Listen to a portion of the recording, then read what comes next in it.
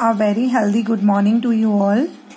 Welcome to your online class of EVS and I am your EVS teacher. Children, as you all know that we are in chapter number 14 now. Our chapter number 13 is almost complete and I had already uploaded the PDF of chapter number 13 also. I think you all have done the work of EVS till chapter number 13 because your half yearly examinations are very nearer to you. And now I want to explain you chapter number 14, which is the syllabus of half yearly course also. That is Baswa's Farm. It is very small chapter and very easy to understand. Okay, now let's start. I am Baswa. My father is a farmer. ये एक बच्चा है जिसका नाम बासवा है, वो बता रहा है अपने बारे में आपको. वो कह रहा है मेरे फादर क्या है, एक फार्मर है. We live in Bilevanika village in Karnataka. हम एक गांव में रहते हैं जो कि कर्नाटका में है. It is the month of July. जुलाई का मंथ चल रहा है. लाइक एवरी ईयर, हर साल की तरह, अप्पा my father is preparing the field to sow the onion crop. मेरे जो अप्पा हैं, जो फादर हैं, वो अपना फील्ड मीन्स खेत बना रहे हैं अनियन की क्रॉप लगाने के लिए, फसल लगाने के लिए, प्याज की फसल. There are so many things to be done at this time. इसलिए हमारे पास इस समय बहुत सारी चीजें हैं करने के लिए. To help him I to go to the field with अप्पा. अपने पापा की हेल्प करने के लिए मैं भी उनके साथ खेत पे जाता हूँ. In the last few days, last के कुछ दिनों, अप्पा हैज बीन यूजिंग द खुंटी. अप्पा क्या यूज करते हैं, खुंटी, as iron and iron rod to dig the soil, loosen it and make it soft. बेटा खुंटी किसे कहते हैं पता है आपको? कुदाल को कहते हैं. देखो उसने हाथ में पकड़ी है ना, आप लोगों ने घर में देखी होगी, खेतों में क्यारी में खोदने के काम आती है. वो कह रहा है मेरे पापा इसकी का यूज करते हैं खेत की मिट्टी को सॉफ्ट करने के लिए, खोदने के लिए. अभी आपसे पूछ रहा है in Basava's area an implement call खुंटी is use to loosen the soil. Basava के एरिया में या जहाँ पे वो रहता है उसके क्षेत्र में एक टूल का यूज किया जाता है जिसे खुंटी कहा जाता है. What is this kind of implement called in your area? Draw it and discuss. तुम्हारे एरिया में इसे क्या कहा जाता है? मैंने आपको पहले ही बताया हमारे यहाँ क्या कहा जाता है, इसे कुदाल कहा जाता है. ठीक है, आपने देखा होगा हमारे यहाँ भी ये यूज करते हैं मोस्टली फार्मर्स. और I know that most of you are belong to with farmers family ना. Yes, find out from a farmer और some elders in your family what kinds of crops are grown in your area. अगर आपके आसपास भी कहीं farmers हैं या आपके यहाँ खेती की जाती है तो आपको पूछना है कौन सी क्रॉप्स बोई जाती है. वैसे मोस्टली हमारे यहाँ गेहूं, धान, मक्का और गन्ने की फसलें बोई जाती है ना, फिर भी आप पता करेंगे. Sowing the seeds. अब देखो बीज कैसे बोया जाता है. This year also my father will show onion seeds in the field. इस साल भी मेरे जो पापा हैं उन्होंने किसकी फसल बोई है, प्याज की. And the bullocks will pull the कुर्गी एंड अप्पा विल वॉक बिहाइंड देम. बैल क्या जोत रहे हैं, कुर्गी हल को कहा जाता है, और मेरे पापा उनके पीछे पीछे चलते हैं. Sprinkling the seeds. बीज छिड़कते हैं. I would also like to do this. मुझे भी ये करना बहुत पसंद है. Just like my father. अप्पा, ठीक है, अप्पा बोला गया है फादर को.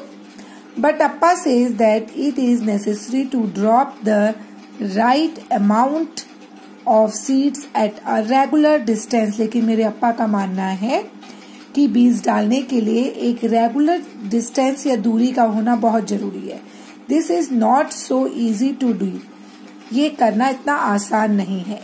ही says that I may drop too many seeds at one place. वो कहते हैं मुझसे कि हो सकता है मैं बहुत सारे बीज एक ही जगह पे डाल दूं. I must wait till I am a little older to be able to do this properly. वो कहते हैं मुझे कुछ समय इंतजार करना चाहिए जब तक कि मैं थोड़ा बड़ा ना हो जाऊं इस वर्क को प्रॉपरली करने के लिए। Okay, what other ways could be used to plough the fields instead of animals discuss. अब ये कह रहा ना, देखो यहाँ हल से बैल जुताई कर रहे हैं, इसके अलावा कौन सी अदर चीज हम यूज कर सकते हैं खेतों में जुताई के लिए। मोस्टली आजकल जो यूज की जाती है, यस, ट्रैक्टर्स यूज किए जाते हैं ना, यस। The sprouts appear. बेटा स्प्राउट का मतलब क्या होता है? अंकुर। कभी आपने जैसे चने भिगाए होंगे, देखा होगा, आपको प्रैक्टिकल भी कराया गया है। जैसे सूखे चने भिगाए जाते हैं या कोई भी बीज जो स्प्राउट हो जाता है 1-2 दिन भिगाने के बाद, या कोई भी बीज है उससे जो कलियां निकलती हैं उसे स्प्राउट कहते हैं। It is now 20 days since the seeds were sown. अब बीज बोने के 20 दिन हो गए हैं। The onion plants have started to sprout. अब अनियन के जो बीज हैं उनमें से स्प्राउट्स निकलने लगे हैं। Along with onion plant weeds have also come up.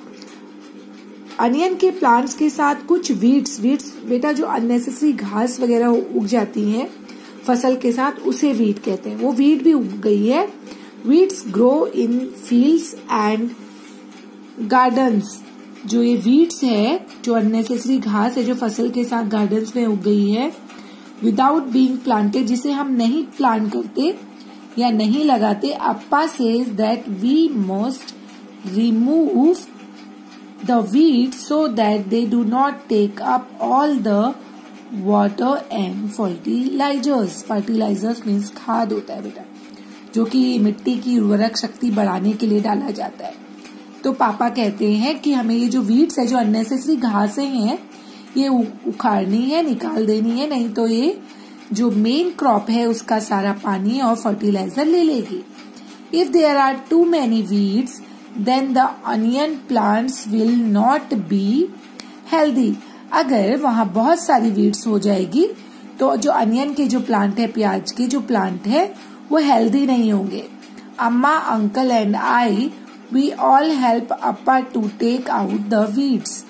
मेरी अम्मा, मेरी चाचा और मैं, हम सब मिलकर अप्पा की हेल्प करते हैं अनियन के फील्ड से ये वीड्स उखाड़ने में। Growing plants. अब देखिए प्लांट्स उग गए हैं, बड़े हो गए हैं। I am happy to see the plants growing. मुझे बहुत अच्छा लगता है प्लांट्स को उगते हुए देखकर। They are tall enough to reach my knees. अब इतने बड़े हो गए हैं कि ये मेरे घुटनों तक पहुंचने लगे हैं। The leaves have started turning yellow. अब लीव्स येलो होने लगी है। एंड ड्राइंग अप, अब सूखने भी लगी है। This means that the onion are ready to be taken out. इसका मतलब है जो अनियन है, जो प्याज है, अब उखाड़ने के लायक हो गई है। Draw any crop which you have seen in the field. आपके एरिया में अगर कोई भी फसल उगाई जाती है तो आपको उसका डायग्राम बनाना है। मोस्टली हमारे यहाँ आजकल धान की फसल हो रही है ना, तो आप धान की एक बाली या क्रॉप की पिक्चर बनाएंगे सेक्शन पेज में, ठीक है। Yes, do you know why. क्या आप जानते हैं क्यों? Everyone at home will have to work to take the onions out. घर में हर कोई अनियन की जो फसल है, प्याज की जो खेती है, उसे उखाड़ने में मदद कर रहे हैं। It is important that this should be done at the right time. ये बहुत ही जरूरी है कि ये काम बिल्कुल सही समय पर किया जाए। If we are late, अगर हम लेट हो जाएंगे, the onions will rot in the ground itself. तो जो प्याज है वो अपने आप खेत में ही सड़ जाएगी, ग्राउंड में। And all our hard work will be wasted. और हमारा जो भी हार्ड वर्क है वो वेस्ट हो जाएगा। Basava help his father in the field. Basava अपने फादर की खेत में मदद करता है। Do you help the elders in your family in their work. What do you help with. जैसे बासवा अपने फादर की अपने खेत में हेल्प करता है, क्या आप भी हेल्प करते हैं अपने पेरेंट्स की? यस, बहुत तरीके से आप कर सकते हैं, जैसे घर के छोटे मोटे काम करने में, अपना रूम मेंटेन करने में, किचन में यूटेंसिल्स वगैरह अरेंज करने में अपनी मदर की हेल्प कर सकते हैं। तो ये सारी हेल्प आप बासवा की तरह अपने पेरेंट्स की कर सकते हैं। Children, I think that is enough for today. We will complete that chapter on the next video. Till then you have to read this chapter deeply and understood the video also, and draw the diagram of a crop which is famous in our locality, like rice crop or wheat crop.